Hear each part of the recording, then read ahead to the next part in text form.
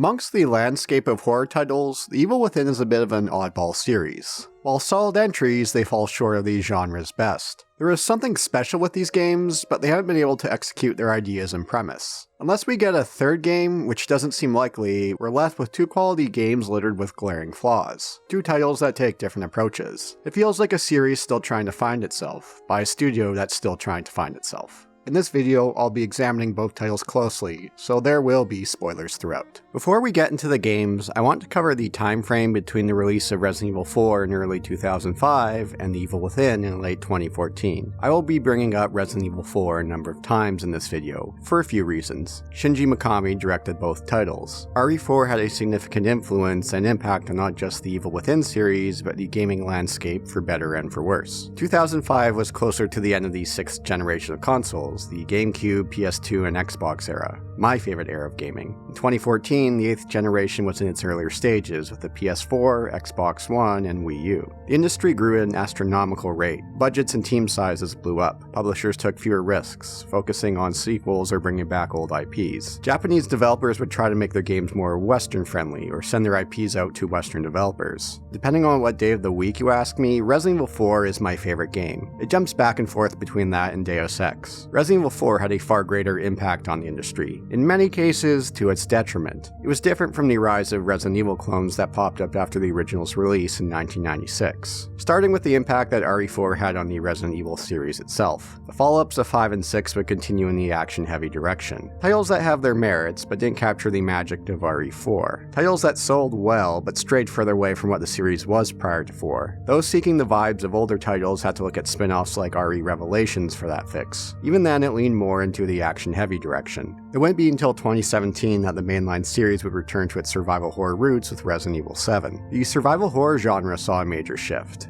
The 7th generation had far less offerings compared to the 6th generations. It was a result of the success of Resident Evil 4, along with games requiring larger sales to justify production. Mid-budget titles common for survival horror became few and far between. This would shift to the indie space in the late 2000s and early 2010s. Action horror became the name of the game, taking influence from Resident Evil 4. The series that best got the formula right and involved on it was the Dead Space series. Series like Silent Hill lost their ways when they couldn't decide on their identity and shipped the series out west for developers to work on. What about the industry at large? The success of RE4 led to the rise of the over-the-shoulder third-person style shooter in its wake. Sure, they existed prior, but none had the influence that RE4 would. Look at titles like Gears of War, which helped usher in the era of the cover shooters. Other titles would take the cinematic approach and dial it up to 11. Look at how Naughty Dog's input changed with the Uncharted series and The Last of Us. Look at how many games have gone that similar direction, in particular the Sony exclusives. The games that play themselves more than you play them. I haven't done any of this, by the way. No, this is, just so you at home know, we haven't touched the controller for 45 minutes. You could tie much of that back to Resident Evil 4. What about Shinji Mikami after directing Resident Evil 4? He would direct God Hand, one of the most over-the-top fun games ever put together. This was a Clover Studio title, a studio under the Capcom umbrella. He would leave and was one of the founders of Platinum Games via merger between two companies. He would direct Vanquish, an overlooked title which had a unique Japanese take on the cover shooter genre. In 2010, he founded Tango Gameworks with the intention to help foster upcoming game developers. He didn't plan on stepping back into the director's chair. The initial plan was for the studio to make multiple titles at the same time. However, they ran into money issues but were acquired by Bethesda later that year. While given freedom, they were asked to focus on one title, which turned into a survival horror game. With that, Shinji Mikami would step back into the director's chair. To this day, as of writing, it's the last title he directed. In the excellent documentary on Shinji Mikami from the YouTube channel Archipel, Evil Within comes across as more of a design by committee feeling that he wishes he could do over. Granted, in this same documentary, he discussed how he was embarrassed about the fixed camera angles and tank control approach to the titles of old. With that out of the way, let's now dive into the first Evil Within. Lady, level with me. Am I going crazy? If one wishes to survive, one would do well to consider who they trust. The first word that comes to my mind when I think of The Evil Within is inconsistent. When it's firing on all cylinders, it's a blast. Managing your resources, taking advantage of your environment around you, and using all your available gear to survive tense situations, it's fantastic when it all comes together. At best, you could see how well it builds off the foundation of Resident Evil 4, a title worthy of being a spiritual successor. Yet, there are long stretches of the game where it's not playing to its strengths. Its pacing is all over the place, a stark contrast to titles like RE4 or Dead Space. It's a confusing story that that requires the DLC to piece together, and what feels like a scummy move to get players to buy the DLC. The characters are flat and unmemorable. It's hard to get invested or care about anyone. Instead of building off the RE formula in some areas, it's pulling from other titles that have come in its wake, like it's playing catch-up or chasing trends, elements that drag the game down. The best example of this is the game's first chapter. There are elements of the intro that work well. It does a great job of building the atmosphere and tension. What's been going on in this mental hospital? How do we get captured? What's this creature doing? Then we get into these scripted set pieces. We run away but get wounded. Then we go down a slide. For the next several minutes, we hobble along at an agonizing pace. There's a stealth section with the enemy from earlier chasing us that's frustrating due to Sebastian hobbling around. It's a case of trial and error. Forced stealth sections are next to non-existent in the base game. They're saved for the DLC. If we were moving at the normal movement speed, it would have been far better. You could have made the slow walking a cutscene, had the set piece of running away, and then just the ambulance chase. You could even just cut the stealth scene altogether. I'm tired of games hindering your movement speed at regular intervals. Every once in a while for key moments, they can be great. Both Evil Within games have moments where they're used to great effect. I am with you. I will always be with you now. You don't know me. I'm stronger than you think.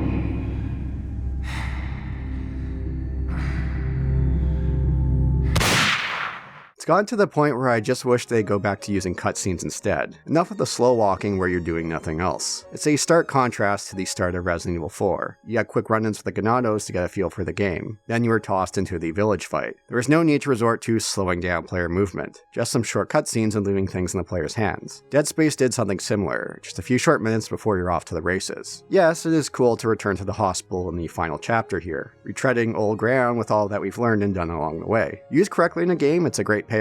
It doesn't work here when you made it the first time through an agonizing experience. I'm perplexed that they decided to go with this approach as their intro. Thank God that the Evil Within picks up after this when it's given plenty of breathing room to enjoy its gameplay. You're the one with the gun. If you say so. The Evil Within is at its best in two kinds of combat situations. One situation is in large arenas of verticality and dealing with numerous enemies. The other situation is fending off larger enemies or a boss in tight corridors who just won't die. In the first scenario, we're given plenty of options for how we want to tackle these arenas. We'll have a number of guns that we could pick up. The Agony Crossbolt gives us a number of options with different kind of bolts. From outright shooting enemies to stunning them for a time, these bolts offer a number of possibilities.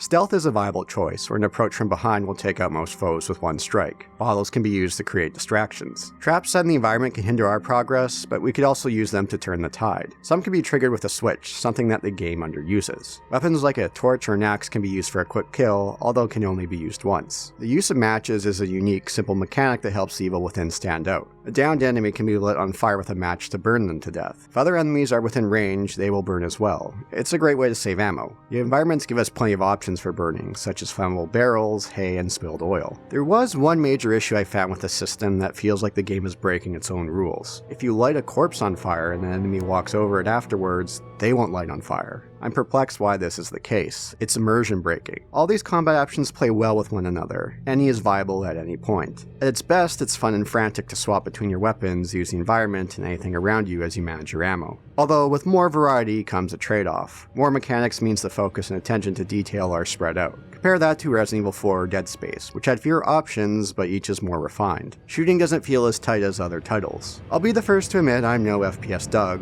but I'm also no DSP when it comes to shooting. Some of it's due to the way the enemies move around, but I also felt as more the shooting just feeling not as tight as other titles. Speaking of DSP, The Evil Within is a pivotal game in its relationship with his soul-made cat. Okay, I will say that the first Evil Within game was my favorite, and this is why. Well, number one, I thought that like the commentary was funny, and I liked the way he played the game, but it was the very first playthrough that I saw of you on YouTube, and that's how I found out about you. Back to game mechanics, there needs to be quality level design to give the player the freedom to explore. In some areas, The Evil Within does a fantastic job with it. Best example is early on in Chapter 3. We're only getting started at this point, we're still getting a feel for things. We don't have much for upgrades, ammo is limited. It's here we find the Agony Bow and the shotgun. There are a number of houses with verticality and some shortcuts we can create. Enemies are spread out enough to give you the option of stealth. If you screw up, there's plenty of room to run and hide to catch your breath. There are traps we could trigger with switches, something I wish the game made more use of. It wraps up with a one-on-one encounter with the Sadist, the chainsaw foe that we came across in the first chapter. It's an area of the game where it gives you a wide variety of options and says, go crazy. Its design complements the mechanics and is the best stretch of the game. The stretch where it feels worthy of being a successor to Resident Evil 4, where it's building off that formula with its own twist. Chapter 4 has an encounter in a tight space, but gives us plenty to work with in the environment around us. Another great example is in Chapter 6, although it takes a more action-heavy approach. It's also a shift in atmosphere as it's not during the nighttime. Once again, you're given a wide space with verticality and plenty of tools to work with, and the game says do what you want with it. You can make use of the enemies shooting arrows from a distance to take out your foes. The other kind of encounters that work great here are ones in which we're dealing with a powerful enemy in a tight environment. This leads to talking about the enemy design in The Evil Within. There are some standout designs that are now staples in the gaming landscape. You could thank Akumi Nakamura for them. More for the praise on the larger, rare foes and less for the standard enemies like the Haunted or the Sadist. Nice callbacks to Resident Evil 4,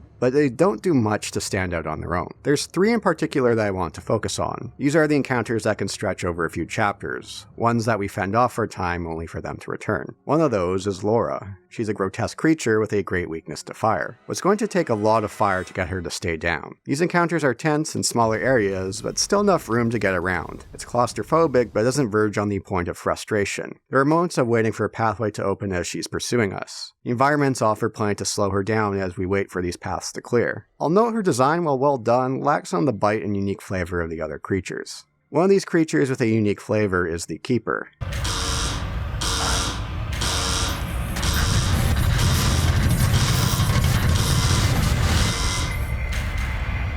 If you think of The Evil Within, this enemy is likely to be the first to pop into your mind. A safe for a head, he'll move around to other safes once we take the current iteration down. The first encounter with him in particular is one of the game's best moments. You learn how he works. Then the room begins to fill up with poisonous gas. You have to buy yourself time to turn off the gas while he's always on the hunt. Just when you think you're safe, he snaps his own neck, or safe, and teleports to one right behind you.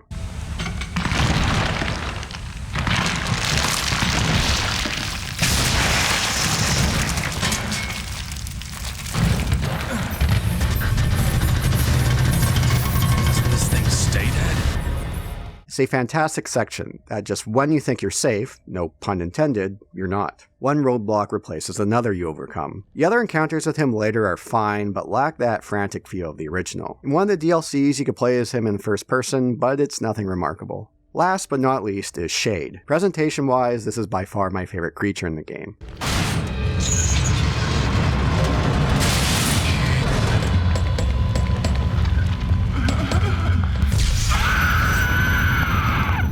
The spotlight on the head does invoke some Big Sister vibes from Bioshock 2. Some of the earlier designs look quite similar to the Big Sister. Great sound cues with the clomping of the high heels. She has this erratic movement that's hard to get a read on.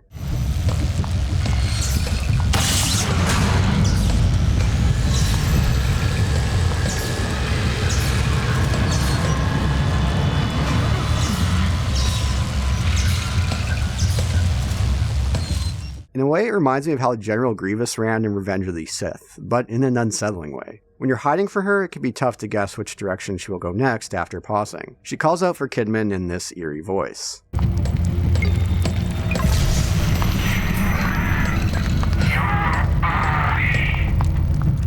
Presentation-wise, by far my favorite enemy. The encounters with her, that's where things fall short. Save for our last encounter with her, these are all stealth encounters. And these sections with her are some of the game's most frustrating moments. There are elements of stealth in the base game of The Evil Within, but it's the 2 DLCs where we play as Kidman that stealth is the main focus. There are long stretches where we won't have any weapons and have to sneak our way around. We can now use cover and call out to enemies to get their attention, along with vents to crawl through. But like any game where stealth is not the main focus, there are going to be some scenarios that will drive you up the wall in regards to being trial and error. There are some stretches with iffy checkpoint placement where I wouldn't have minded another one in between. One stretch of waiting for an elevator while hiding from Shade is the perfect example. The issue is that if you're caught, you're more or less done for. In the base game, stealth was almost always optional. It was a tool for you to use. It helped you save on resources. If you screw up, you could always take the action-heavy approach. Here, you're lucky to get away from enemies fast enough if caught. You do get guns, but that's not until later on. There is great tension and roadblocks tossed your way in waiting for the elevator, where your space for hiding is reduced. Shade's erratic movement makes it hard to predict which way she'll go next. However, I went through several tries where having a checkpoint at some point in between would have been greatly appreciated. It's fine where a game deprives us of some of its mechanics during stretches to dial up the tension. However, these mechanics need to be rock solid. Stealth in The Evil Within is not its main focus, but a component of its offerings. This results in areas like hiding from the shade being more of a frustrating affair than a tense one. The Evil Within has your standard repertoire when it comes to upgrades. Far too many things that you could upgrade, if I may say so. Initial sprinting time is hilarious with just how little stamina Sebastian has. I know he's a smoker, but you would think for someone on the force, he'd be able to run a little longer. There is one upgrade in particular worth noting, and that's ammo stock. Evil Within forgoes inventory management, but in certain ways, ammo stock does replace it. There is a limit to how many extra bullets you could carry outside of what you have loaded into your gun. You could upgrade your gun stock from a small amount to a higher amount that you could carry on you. It works well with the approach of The Evil Within. And while I do miss the Tetris inventory, it does a good job of replacing it. The issue is that it's an easy upgrade to get. It doesn't cost much. It should have been something you would have to commit to more, which is too bad because I love this upgrade. Depending on your upgrades, especially earlier in the game, you'll be bypassing ammo as your current stock is full. It's not like you're going to be swimming in ammo, but each bullet carries plenty of weight in the way The Evil Within is designed. So if combat is versatile and for the most cases well executed in its approach, where do the issues arise with The Evil Within? There are long stretches where the game isn't playing to its strengths. Again, for the RE4 comparison, it falls well short of that game's pacing that I consider one of the best in any game. Save for the first chapter, which I covered earlier, I don't have much complaints about the first 7 chapters. Chapter 5 takes place in tighter spaces with fewer enemies, but makes good use of invisible enemies that change up the pace.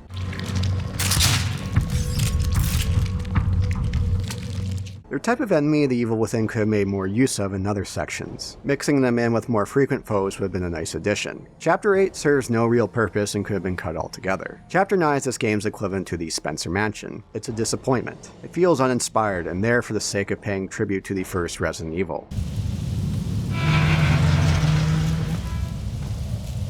I've never been here before, but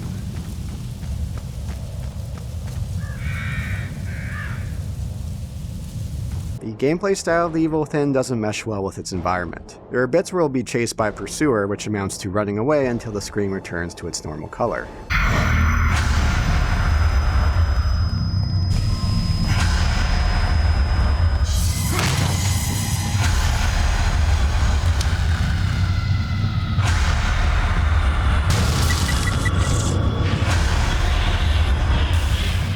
There was a time to implement a stealth section in the base game, this section would have been it. One thing I haven't mentioned up until now is puzzles. Evil Within has a few sprinkled throughout as palate cleansers, quick and to the point to give some breathing room. It's unfortunate that none of them have much bite or thought to them. I found the ones in which we light up all these squares or the right pattern in the DLCs more enjoyable, but it's not like those were home runs either. Puzzles here are a disappointment. The end of the mansion chapter does have a nice contrast presentation-wise with approaching the barn in a field. Another section like this in chapter 6 which at points remind me of Majula in Dark Souls 2. Chapter 10 is a brief return to form. Roadblock after roadblock is tossed our way. There are many traps waiting for us. Yet we could turn the tides on our foes and take advantage of these traps. And then we get to the city section starting in chapter 11. This stretch tosses our foes our way in a way that feels unnecessary and adds nothing to the game. The action is dialed up with less emphasis on horror or atmosphere. Chapter 12 is where The Evil Within feels like it's playing catch-up with other games, where it starts to pull a heavy amount from the worst indulgences of other titles in the wake of RE4, where it becomes a spectacle and set-piece heavy. There is a time and place for set pieces. This wasn't one of them. It's all style and little substance, blurring into one another. Chapter 13 slows things down and dials up the atmosphere again, which is nice, although the one-hit kill enemies that pop up are a real drag.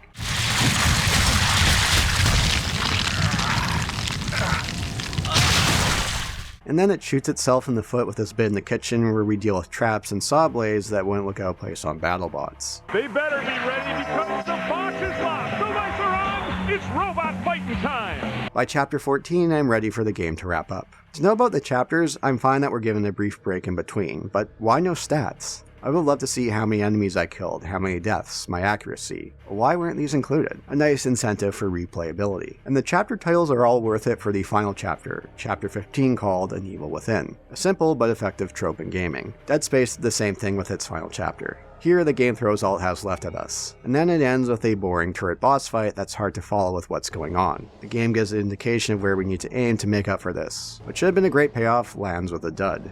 Although nothing noteworthy, at least the Kidman DLCs had more substance to their final encounters. This is also due in part to how much better the DLCs handle the plot of The Evil Within, although that's not saying much. The pacing issues are amplified by the plot of The Evil Within. It's confusing as what's going on at first. You have to put the pieces together, which is common in the genre. However, those pieces are held off for far too long. This isn't a short playtime either compared to other titles in the genre. What's most frustrating about the plot is how much is tucked away in the Kidman DLCs. The elements of Mobius, the mysterious Illuminati-like organization in the background, and STEM, there's next to no mention of it in the base game. They're essential to getting a handle on what's happening with the plot. It feels like so much is tucked away in the DLCs as a way of enticing players to buy them to understand the story. It feels scummy. There's nothing wrong with expanding on the story in DLCs, but to hide so much of the core elements of the plot feels wrong. We're in the dark for far too long of what's going on. Whatever plot you write, whether it's dead simple or a complex web, you need to have compelling characters. Back again to RE4, it's a silly plot. However, it has some of the more memorable, endearing characters around.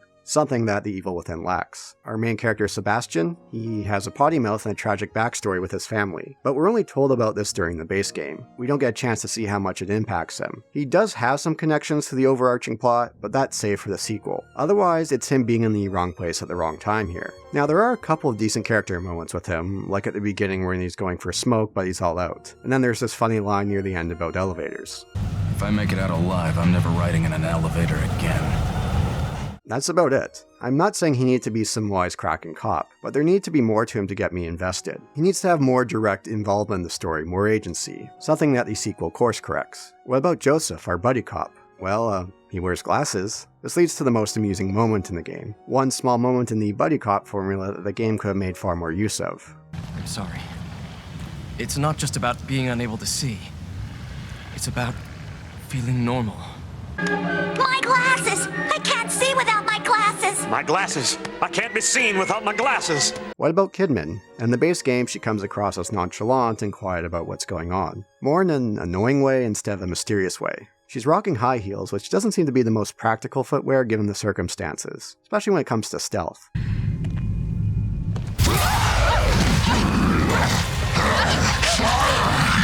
Sorry, detectives. Gives it creeps up.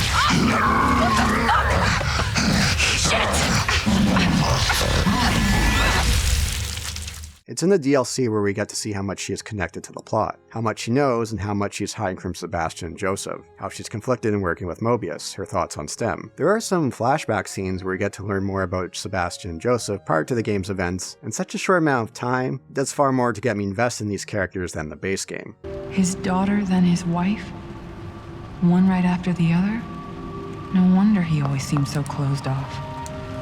This is what the base game needed more of. Is it great? Not by any stretch, but at least gave me a reason to care for these characters. It's a shame because the world of the Evil Within gives plenty of room to explore. We're in the mindscape of Ruvik, our antagonist, a brilliant yet sick and twisted man. These various creatures that we come across are symbolic of his past. There are some elements of the Silent Hill approach here with the monsters, although it doesn't delve that heavy into psychological horror, which feels like a missed opportunity. It's the reason why the Shade creature works so well presentation-wise and how she is connected to Kidman. Laura was Ruvik's sister that was burned to death in the barn fire, hence her strong weakness to fire, which makes her screams that much more terrifying when we fight her.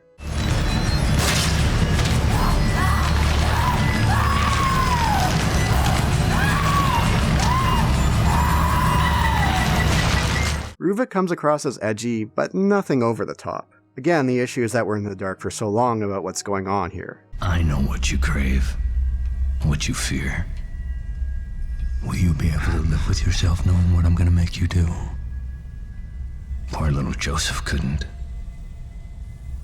Too bad they dragged you into this. But either way, you're mine. To do with as I please. we're not aware of the stakes. It's different than the mystery box formula where it's a mystery for the sake of mystery. At some point, you have to reveal what's going on. Now, there was one character that I found to be a standout and memorable, that being Tatiana, the nurse in the safe room. She's this game's equivalent of the merchant in Resident Evil 4. Something that was more outright in earlier iterations of her character where we could buy things from her. She has a kind yet stern presence and a mystery about her. Are you all right? You do realize there would be no one to replace me. The worrying type, I see. So many new admissions, and not a single discharge. You don't look well. You should take better care of yourself. Please refrain from agitating the others. I'm glad they went with this nurse approach as opposed to a straight-up merchant. We'll find mirrors to take us to our domain where we could relax for a bit, upgrade, and use keys we found hidden to get goodies. And I felt there were too many opportunities to return to the safe room. The game throws out these opportunities like candy. It's nice to hear the sounds of Claire de Lune nearby to let us know safety is around the corner. On the note of music in The Evil Within, it's fine. Could I hum anything for you or tell you what I found memorable? Nothing off the top of my head. Overall, The Evil Within is a title with much going for it. When it all comes together, it's a fantastic experience that sticks with you. A title that's a natural evolution of what Resident Evil 4 did. Yet it doesn't do itself any favors on a number of fronts and can be quite inconsistent. Instead of setting trends, it pulls a number of trends from other games in the wake of RE4. A number of them that are done better elsewhere and drag the game down. An intriguing world that takes far too long to reveal what's going on, with characters that aren't fleshed out. This was the first game made by Tango Gameworks. There's a growing process to consider. From development and player feedback, they could figure out what worked and didn't work and use those lessons learned for the sequel. They would take another crack at it with The Evil Within 2 about 3 years later in late 2017. I told you I wasn't going to leave this place. It's fucking evil out there. That may be, but there's evil within, too. Evil Within 2 is an odd sequel. It does away with many of the issues that plagued the first title. Yet in its place, other issues arise. It's a case of many small steps forward, along with some large steps back. Where it giveth more freedom, it taketh away with elements like the atmosphere. At times, the open world hub-based approach works in the game's favor. Yet other times I would prefer it if they stuck with a linear level design like the original. The story has a strong case of overcorrection. The first game was full of mystery but dull character work. Evil Within 2 goes overboard to make itself a journey with personal stakes for Sebastian. In many spots, it works great and had me invested in what was happening. At the same time, it loses much of the atmosphere of what made the first Evil Within. It gets more into action thriller territory than a story of horror. There are moments where the horror is dialed up, and they are among the game's best moments, but they are few and far between, and some can be missed altogether due to the more hub-based approach. I mentioned I found the first Evil Within an inconsistent title. The second title is far more consistent, although it doesn't reach the highs that the first title did. If they could find a middle ground in between, I have no doubt in my mind the third title in the series would put all the pieces together and make a classic. But it's been over 5 years as of writing, and there's no indication that we'll be getting a third title. Disappointed! So with that, let's take a look into The Evil Within 2 of what it does right and where it goes wrong. Starting with a number of incremental improvements. The game's intro is much quicker in getting things going. There are fewer forced slow walking sections by a notable degree. And during these sections, you could crouch as well. This makes these sections amusing when you upgrade your crouch walking speed, as you'll be faster than the slow walking speed. Bottles show the range of how much noise they make. Sebastian's initial stamina is more reasonable. He's not going to be wheezing within a handful of seconds. The upgrade system has been streamlined. Back and Gunsway are common upgrades amongst all weapons instead of each gun. You can increase your stealth speed. You can see if a door can be opened prior to trying. A whole batch of iterative changes makes the experience less frustrating than the first title. Combat receives some tweaking, and one of the cases where there are small steps forward and some large steps back. The lighting enemy on fire system is removed. Instead, you could stomp down enemies instead of lighting a match. Enemies are easier to kill with gunshots. I found this a puzzling choice. It removes an element that helped the series stand out. Sure, it had issues with how it worked. I'm surprised they didn't take a crack at improving the system. They made many positive steps forward with other elements, so why not here? Another choice that feels like a step back is the near outright removal of preset traps. Original was full of tripwires, bear traps, bombs, and traps enabled by switches. If we were cautious of them, we could use them to our advantage against our enemies. Beyond a few moments during the critical path in The Evil Within 2, there are no traps along the way. Yes, traps could be frustrating in the original with how they could be one-hit kills if you weren't careful. Yet they added a layer of decision making in how we could take advantage of them during combat, a way of rewarding observant players. To remove them outright removes a layer of frustration, but also removes moves an option during combat. Like the removal of the match system, it's a bummer that they didn't try to iterate on it. Although a welcome addition is how we can make bolt tripwires to catch enemies with our chosen bolts. As there are fewer combat options, the option we have feel more tight and polished than the original. Here I found missing headshots felt more on me instead of shooting not feeling tight. The enemies have erratic head movements that can be hard to get a read on, in a good way. It didn't feel as frustrating as the original. Stealth received a lot more love, and if anything, too much. The ability to upgrade our crouch speed is appreciated. In general, stealth feels less flimsy than the original. Another removal is hiding spots like under beds or lockers. However, we can use foliage to hide without a prompt. Just step in and we'll see the outline of Sebastian. I know these creatures aren't the sharpest tools in the shed story-wise, but you think they'll be able to put 2 and 2 together and try to get in there to find them. One addition I stumbled upon is using car alarms to get enemies' attention. There's one upgrade in particular that makes stealth overpowered. There's an ability to do stealth kills around corners. Once you know how the AI works, it's easy to get them to come over for an easy kill. It was an ability I had to tell myself, okay, don't overuse this due to how broken it was. I was also playing on the hardest default difficulty, so resources were far more sparse. I tried my best to make use of this at a minimum. The upgrade system has received some welcome streamlining. As mentioned earlier, elements like increasing crouch speed and gun kickback as an upgrade across all guns are appreciated. One upgrade I loved in the original was the ammo stock outside of your gun. Here I found the initial stock given to be a bit too high. However, I did like how they changed how this upgrade works. In the first, you would upgrade it through the green gel. In Evil Within 2, you have to find pouches out in the environment. Most are tucked away or in areas swarming with enemies. Nice rewards and incentives for exploring. Crafting is a larger component of the Evil Within 2. In the first title, the only thing we could craft were bolts. Here we could also craft all kinds of ammo and healing items. You could pause the game outright to craft in field. As a design choice, I've never been a big fan of this approach. In my videos on Resident Evil Village, I discussed how easy it was to hoard your crafting items until you needed them. Then you could just pause the game and make what you needed. The Evil Within 2 has a nice compromise for this approach. You could craft in-field where the game is paused outright. However, crafting in-field costs more resources compared to an upgrade bench. This led through several times through my playthrough where I had to consider if it was worth crafting in-field or risk making my way back to an upgrade bench. As crafting is associated with open world titles, let's look more into the open world elements of The Evil Within 2. The Evil Within 2 isn't an outright open world title. It takes more of a hub-based approach. Even then, good stretches of the game take a linear approach. It's the earlier stretches where most of the hub world comes into play. They're not large spaces and are tightly packed with things to do. This results in some well-designed areas where enemies are making their way about. I found much enjoyment exploring these areas and seeing what I could stumble across. I've always been more of a fan of the hub-based approach compared to open worlds, so this was right up my alley. Something I wish other games would make more use of instead of going the all-out open world approach. There are issues, however. The Morrow, the in-between stretches between hubs, serve as the game's equivalent of the sewer level, little in regards to memorable moments. They're not terrible by any stretch, but they did come across as padding at some points. They could have been removed and more time could have been put into the hub worlds, or into puzzles as well, which, like the first, don't have a lot going for them. The Evil Within 2 has one of the better non-intrusive approaches that other open world titles can make use of. You can set waypoints, but the game doesn't do that for you. For the Evil Within 2, we use our communicator to get a nearby signal to lock into. Sebastian puts it on his back and it shows how far away we are. It's not intrusive, although if anything, it could be a bit too small and hard to read. But hey, I always appreciate when modern games don't go the route of throwing 8 million indicators on your screen.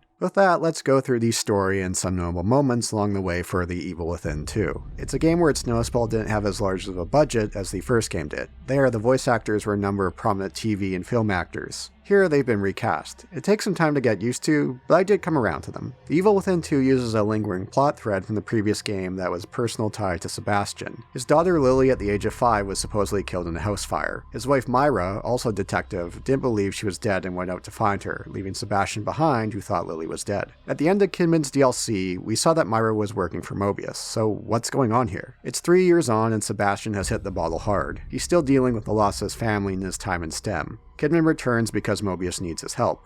You don't know how powerful they are. Right. So powerful they have to kidnap a washed-up ex-cop to help them.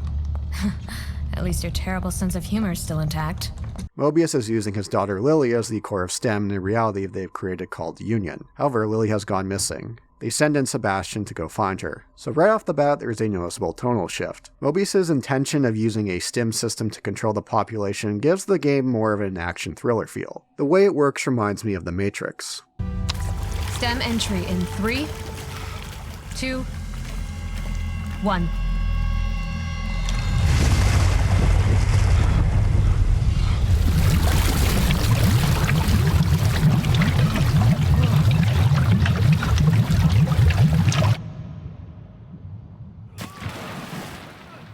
This isn't Stem with the core being Ruvik, a deranged individual, but Sebastian's daughter Lily. She was chosen due to scoring high on Mobius tests. So we have the stakes, a mystery to solve, and a more personal story. The Evil Within 2 has a different dynamic with the father-daughter approach compared to other titles from around this time frame, but makes good use of the tropes. Most of Sebastian's dialogue is about finding Lily, but that makes sense all things considered. This is all great in regards to getting the player more invested into what's going on. While there's still plenty of mystery, some of the curtain has been drawn back, and some of the horror does take a back seat. While Kidman isn't present with us in STEM, she's a constant vocal presence. It's nice to see Sebastian have an arc here. In the beginning, he's in constant sorrow that everything is his fault and doesn't trust Kidman. However, as he begins to learn what really happened, he comes to believe in himself and trust Kidman, who's hatched a plan with Myra to not only get Lily back, but take down Mobius. Early on, we're introduced to someone who I was expecting to be the game's villain, Stefano. A deranged artist reminds me of Sander Cohen from BioShock. This chase has been entertaining. But even the greatest entertainments must come to an end. The girl! Where is she? I commend you for making it this far. If perseverance were an art form, you would be a master. He's got all the makings of being a game-long villain with his presence. However, he's not around for that long. Once we're in Union, we're given the first hub to explore around. We'll come across survivors of what's been going on here, along with our foes, the Lost. They play like the Haunted in the original, with a few variations. Making a return to our safe room is the nurse. Detective Castellanos. Good to see you again. Her presence is different here, where she'll have some back and forth with Sebastian about what's going on. It's a tragedy, but they died honorably. One can only hope the trade-off is worth it. It has to be. Otherwise they died for nothing. I can't bear to think of that. Then you owe it to them to see this through, to save her, so that their sacrifice wasn't in vain. While she shows more character here, she still retains that mystery about her. I do love the addition of the shooting gallery and the reactions she and Sebastian give to how well we do. This Tetris-style minigame was great fun.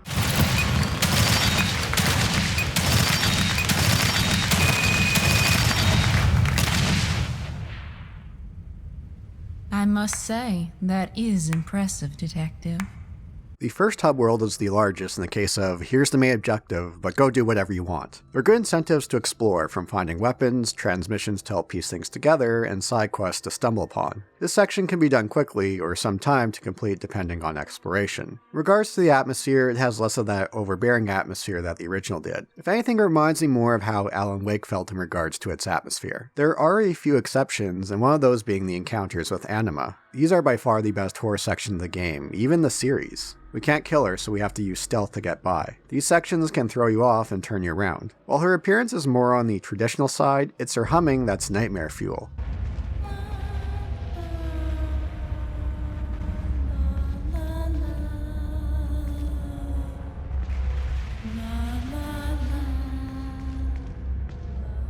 I didn't realize it for the longest time, but she's humming Claire de Lune, the song that plays in the safe room. She's having fun and toying around with us. Plus our death scene when she kills us doesn't rely on blood and gore to get its point across.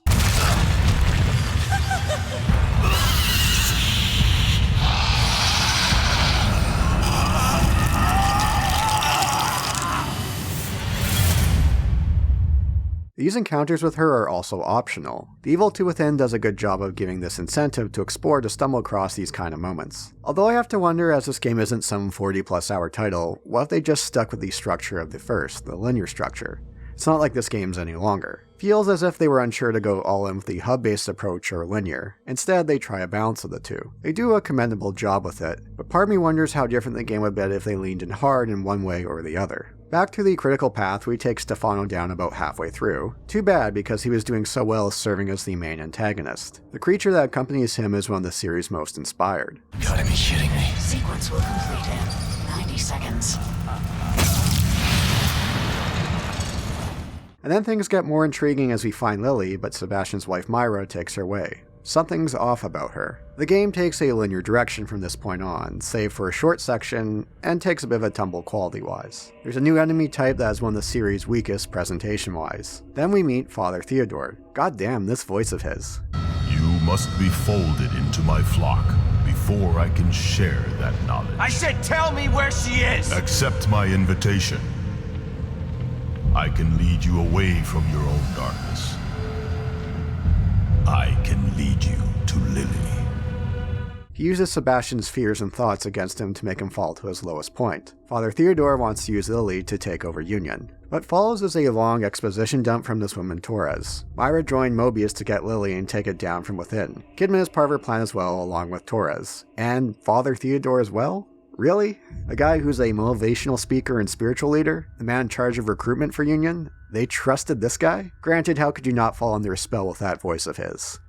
I see you've overcome some of your guilt and pain. But the depth of your past traumas is vast.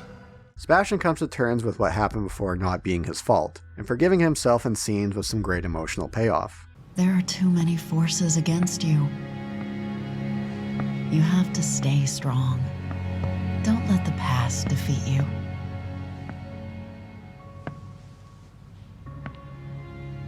I forgive you. And Lily will too. But the most important thing is that you forgive yourself. Forgive yourself. Torres dies protecting Sebastian. In a nice connection to the past, she was the one who took Lily from Sebastian's house and burned it down years ago. She's now atoning for what she did. It's a stark contrast with how much The Evil Within 2 does with tugging at your heartstrings compared to messing with your head as the original did. This results in less emphasis on horror for large stretches, but there's more to be invested in. When we take on Father Theodore, he brings up Sebastian's past to deal with. In a bit of fan service, we get to deal with the Sadist, the Keeper, and Laura from the first Evil Within. It's too bad we don't get into a fight with Theodore himself, as Myra takes him down. However, Myra seems to be too far gone now and is only focused on protecting Lily no matter what. The game more or less from here drops all horror elements. Instead, it focuses on a slower, more emotional approach to its end stretch. These are all well done, touching scenes. Having to fight Myra, how she's able to regain her thoughts, and for a brief moment, it seems like Myra will be able to get out of this as well. But turns out she needs to stay behind in order to take down Mobius from within while Sebastian and Lily escape. There's no way around it, and it's a heartbreaking scene. Myra, there's so much I want to say to you.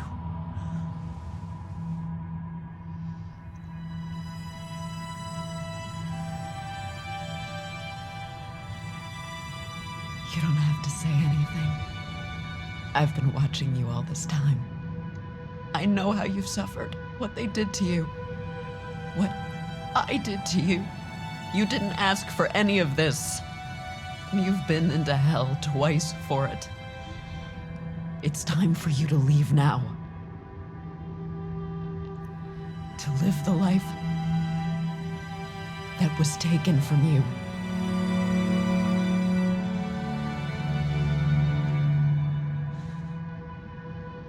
I love you, Myra. I love you too. Both of you. That's why I'm doing this. But there's no more time. You have to go, now!